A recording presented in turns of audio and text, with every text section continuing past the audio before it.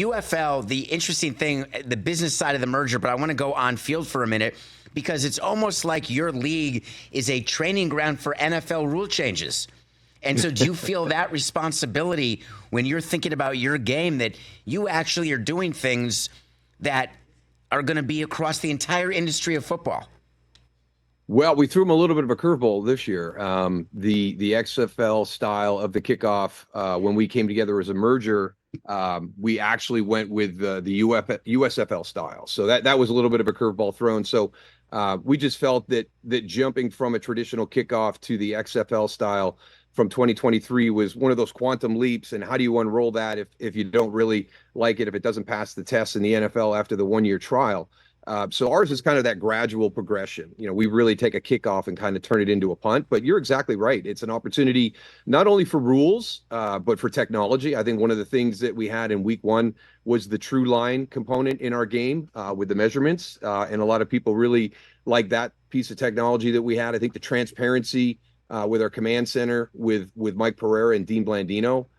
You can kind of get taken to the inside of that conversation and really kind of hear the why, which I think is something that fans have always wanted to be able to hear. So yeah, we're able to push the envelope a little bit more in some different areas, and we've always gotten some really good positive feedback from the fans. Are your referees in a union? Are they unionized by chance? I would think so. I'm not 100% what made sure, me but smile, Mike Pereira Daryl, and Dean Blandino is that one of the reasons why we don't let the audience hear a lot of what goes on in replay, or they don't like to be embarrassed by missed calls. So they don't want us, the umpires union doesn't want there to be a big focus when there's an overturning of a call. You're just supposed to move past it. Don't talk about it and just keep going. And a rule got changed where now the umpires can talk to the spectators and explain what's going on. Because one of the biggest issues has been that the fans, the audience doesn't know, but the TV audience does. So more in the Fox booth. Yeah, I think the ability to own a mistake, having that humility, we're not perfect. You're going to make a mistake from time to time. And those are few and far between when you talk about the officials. I think for fans to see what they're able to do at game speed and how fast that game moves, and for them to be right 98% of the time when you're talking fractions of seconds, whether it's a catch 2 feet down, possession as he goes to the ground, all those things that happen so quickly. I'm always amazed at how often they're correct. You go back to replaying to see it, and you may have thought it was the wrong call, but it ends up being the right call. So I think this is great. Our guys were fantastic in week 1. I don't think any of them have an issue where they may make a call that's not correct, and you get together as a group. And the most important thing is being right. And if you're not right, you've got to be able to have the humility, to kind of go on to the next play, forget about that, and be better next snap. I love the concept of using replay to be right. I think replay should be there should be replay for every call. There's no reason. We have the technology, especially the first down, 2 guys holding a chain 10 yards apart and then having the umpire carry it, pinching it forward.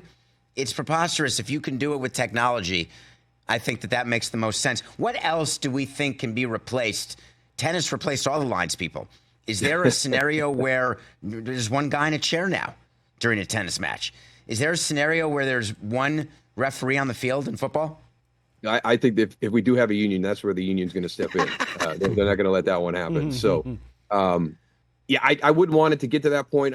I grew up in the area where the era where there was no replay, so that human error was something that you just had to accept. And there's a number of games that football fans can go back to through the course of history, and those were some hard lessons where when you looked at the replay, you're like, well, that wasn't right, and you got to live with that decision that was made on the field. So I've always accepted the human error component. I think perfection is something you strive for, but you're never going to attain. So I think trying to find that balance, that right balance between having, the officials on the field, having the ability for replay to step in when necessary, especially if it's a game-changing play or it's going to flip something. All of a sudden, you've got a team that doesn't win a game, that doesn't make the playoffs because of a call. Those are the tough ones. And when we can step in with technology in that area, I think it's the right thing to do. But as EVP of football operations for the now merged UFL, don't you want to eliminate all errors? I assume one of your goals is on field to make it perfect, to show the NFL and to show your fans that we're going to have a product here that is beyond reproach. I think we're trending that way. Mike and Dean do have the ability to step in. And one of the things we did in the past was if a penalty was called, you could overrule and have that flag picked up, but you couldn't have a flag put on. And this year, in certain instances, we've allowed them to be able to put the flag on, which was an area that we saw. And a lot of this is usually an unsportsmanlike, unnecessary roughness. Sometimes in the pace of play and the heat of the battle, something gets missed, and all of a sudden the replays start rolling out, and you see a punch that was thrown, or you see, disrespect to your opponent, but still it's passed. You can't put that flag on. We've offered the opportunity to be able to do some of those things this season. So I think we continue to trend that way. Mike and Dean both have their eyes on every snap.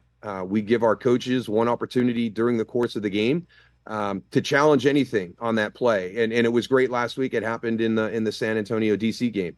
And they were able to get a touchdown overturned that really flipped that game. And it was not called on the field. And Wade got his staff together, and they looked at it, and they threw the challenge, and they got the call that they wanted to get. Now it's got to be specific. You can't open up the entire play. You've got to be able to go to the official and tell him specifically what you want to check on replay.